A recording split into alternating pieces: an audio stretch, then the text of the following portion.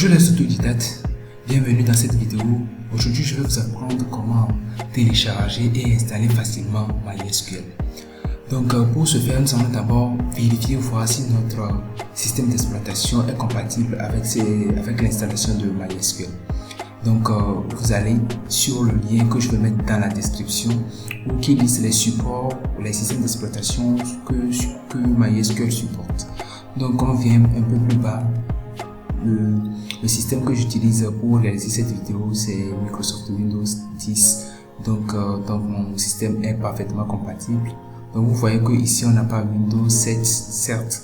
Normalement, il y a certaines personnes qui ont Windows 7 et il y a des astuces pour installer ça sur Windows 7, mais je ne vous conseille pas ça. Parce que même si vous faites l'installation, le logiciel ne fonctionnera pas très bien et il y aura des bugs à tout temps. Donc de préférence, installez-le sur Microsoft Windows 10 plutôt. Donc nous pouvons maintenant passer à l'étape de l'installation. Donc je mets le lien les liens seront mis dans la description, donc vous pouvez les suivre pour lancer le téléchargement. Donc vous suivez le lien dans la description et ici vous appuyez sur Go to Download Page. Donc ici vous avez deux liens.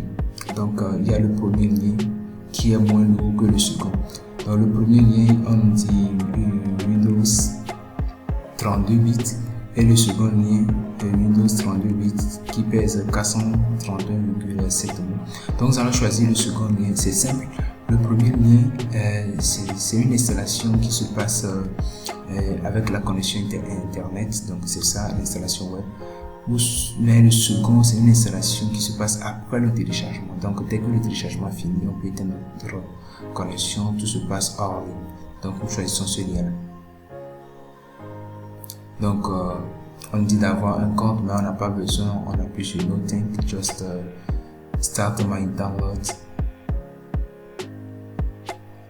Et c'est bon, on lance le téléchargement.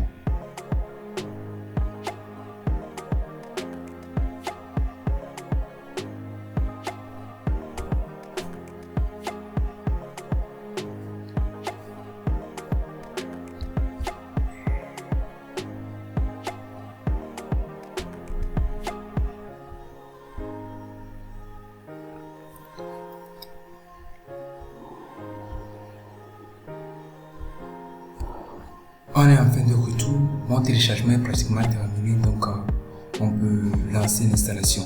Donc vous appuyez sur ouvrir pour lancer l'installateur.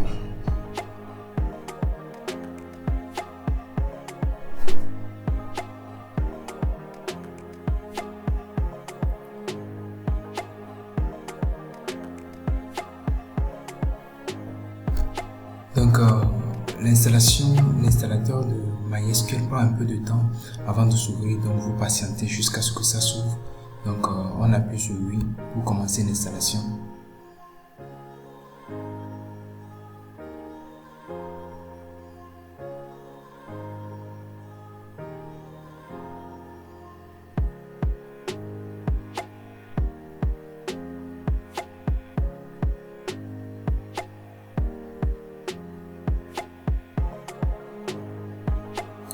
Vous appuyez toujours sur lui encore à chaque fois quand ça vient, ça vous appuie toujours sur lui.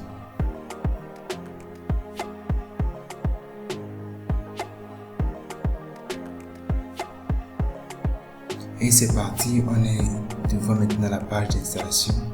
On peut maintenant enfin commencer l'installation. Donc ici, on a plusieurs options d'installation. L'option par défaut, on va prendre l'option par défaut. Et dans l'option par défaut, nous allons voir ce qu'on peut installer. Donc ici, on va voir que dans l'option par défaut, on va installer MySQL Server, on va installer MySQL Shell, Router, Workbench et MySQL pour Visual Studio et ainsi de suite. Et ce qui est important aussi, la documentation et aussi quelques exemples et tutoriels que vous pouvez suivre grâce à la documentation.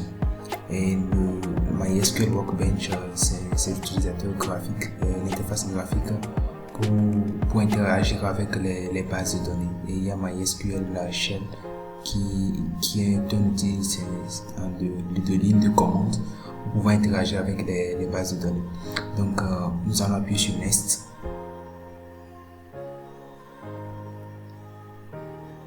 Après, on appuie encore sur Next. On sélectionne d'abord le produit, on sélectionne d'abord ceci parce que c'est un requis. Bon, selon votre ordinateur, vous allez avoir peut-être besoin d'installer beaucoup de choses. Moi, j'ai juste besoin d'installer ceci. Mais surtout, ce que vous allez faire, c'est d'appuyer sur Next. Donc, vous faites un check d'abord. Donc, vous faites un check et après, vous appuyez sur Next. Donc, vous appuyez sur Yes et c'est bon. Donc, ce sont les produits que MySQL va installer. Donc, on vous appuie sur exécuter et vous allez attendre jusqu'à ce que ces produits soient installés.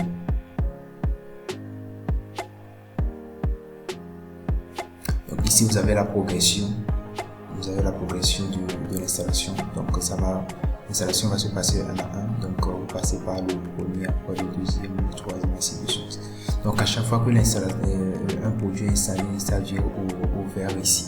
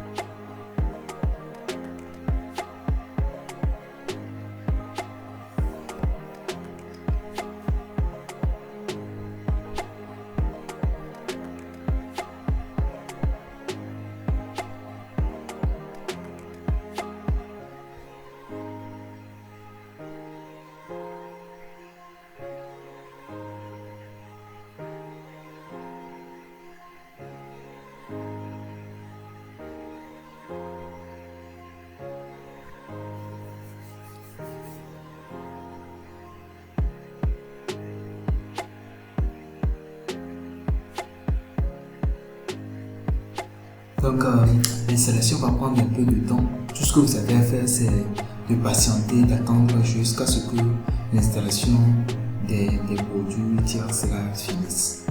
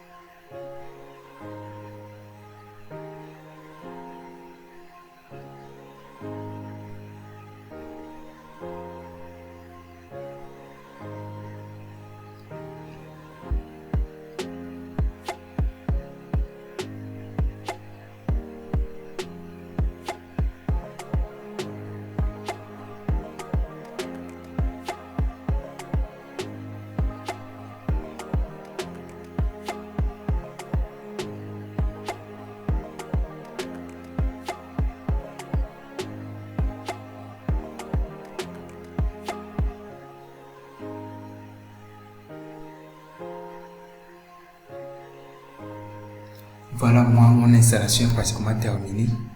Donc, ça a pris pratiquement 5 minutes pour installer tout cela. Donc, vous appuyez sur Next et on continue avec l'installation. Donc, ici, ça va configurer les 3 produits là. Donc, ça va les configurer. Donc, on appuie toujours sur Next. Et ici, bon, on va garder tout ce qui est les paramètres par défaut, on les garde comme ceci.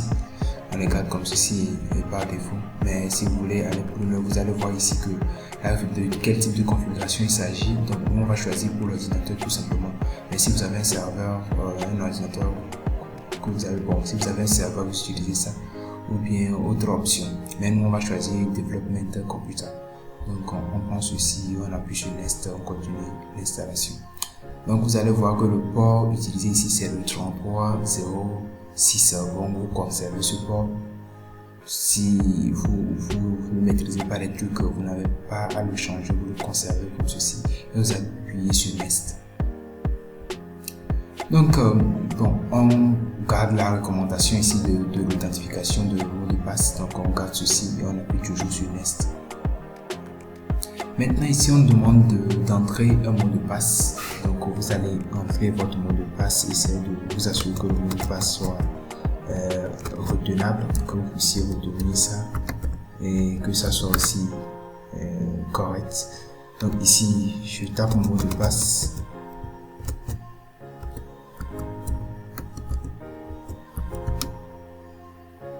Et c'est bon. Donc, en fonction du mot de passe que vous avez tapé, on peut vous mettre un qualificatif. Par exemple, ici c'est médium, bon, c'est pas trop mal, je ne peux pas le changer, je le garde comme ceci. Donc, si maintenant, ça c'est le mot de passe utilisateur du super utilisateur. Donc, vous pouvez ajouter des utilisateurs. Donc, le super utilisateur a tous les droits. Là, vous pouvez ajouter des utilisateurs. Donc, moi, je vais ajouter un utilisateur. Je vais le nommer autodidacte.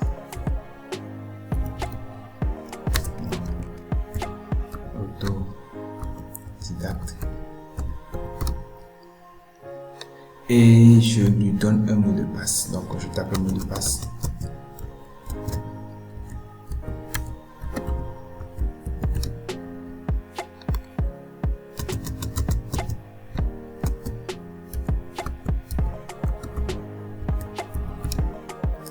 Et c'est bon. Donc on appuie sur OK. Et voilà, l'utilisateur est ajouté. Donc on appuie maintenant sur Next pour continuer l'installation.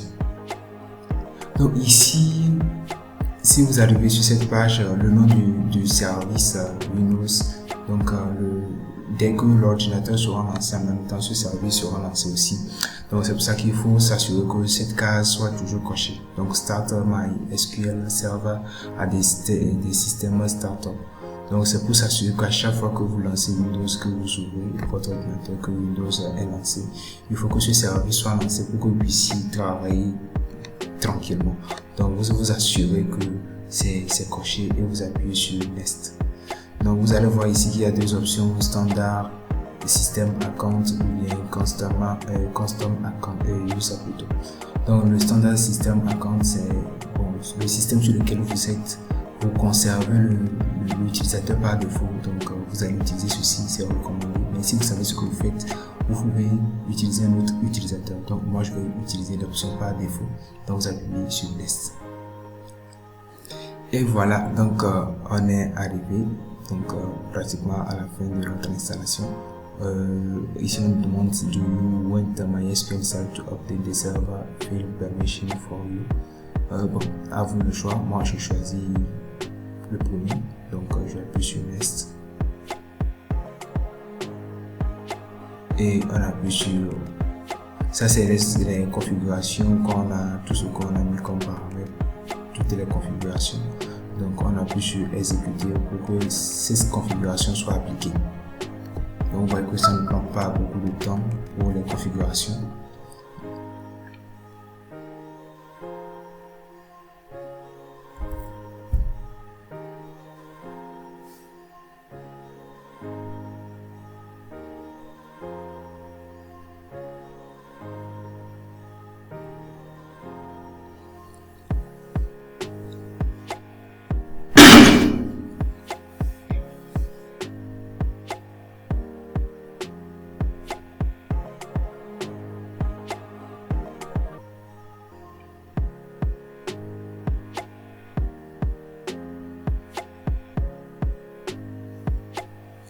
Donc, pour l'initialisation de la base de données, ça va prendre un peu de temps, mais pas tellement. Il suffit de patienter un peu et ça finira rapidement.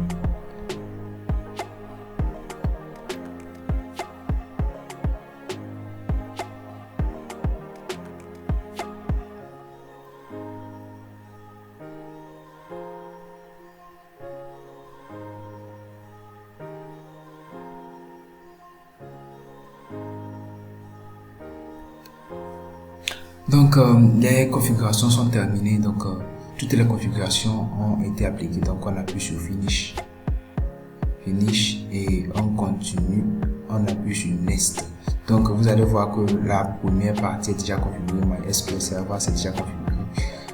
Normalement, si vous voulez, vous pouvez zapper l'étape là, vous n'avez pas besoin de forcément d'utiliser, de configurer MySQL Router en fonction de ce que vous voulez faire.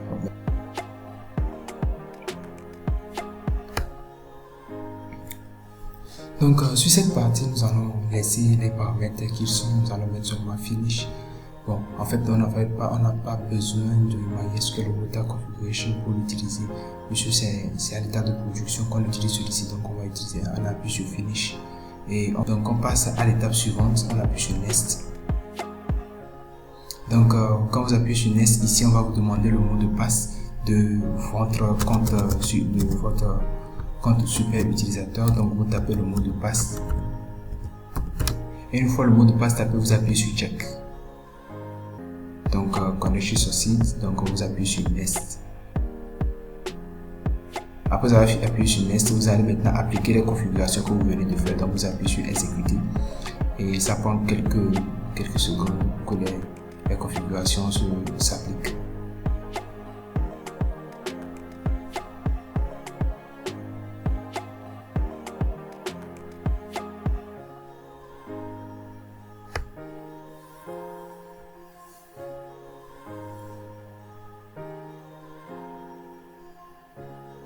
Et voilà, la configuration est terminée.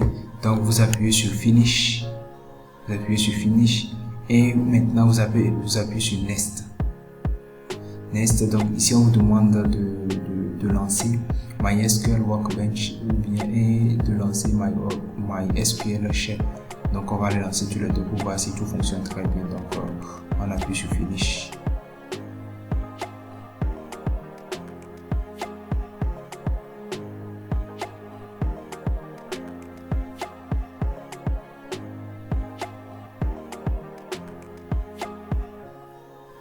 Donc on voit que tout fonctionne parfaitement. Donc on a la ligne de commande, donc MySQL Shell qui est là, qu'on peut utiliser, et on a aussi MySQL Workbench.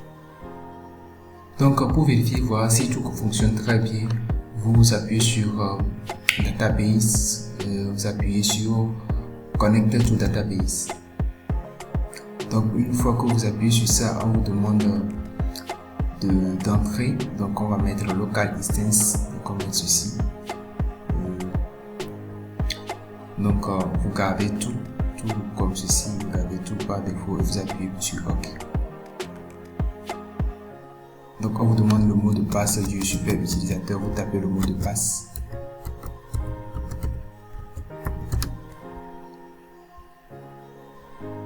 Donc vous pouvez sauvegarder le mot de passe, vous pouvez sauvegarder si vous voulez dans le Vault, mais moi je le garde comme ceci et vous lancez.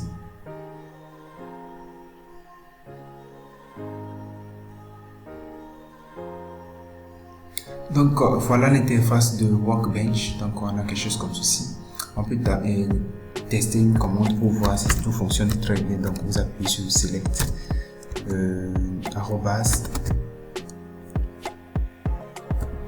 version. Donc après avoir tapé ceci, vous lancez la commande pour voir ce que ça donne.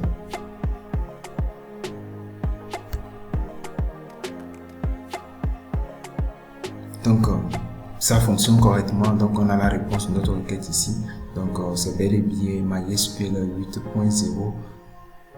8.0.31. Donc tout fonctionne parfaitement. Donc je vous remercie d'avoir bien suivi cette vidéo jusqu'à ce niveau. Donc si vous aimez mes contenus, n'hésitez pas de vous abonner à ma chaîne et n'oubliez pas de cliquer sur la cloche de notification pour être notifié à chaque fois que je sors une nouvelle vidéo. Donc à la prochaine.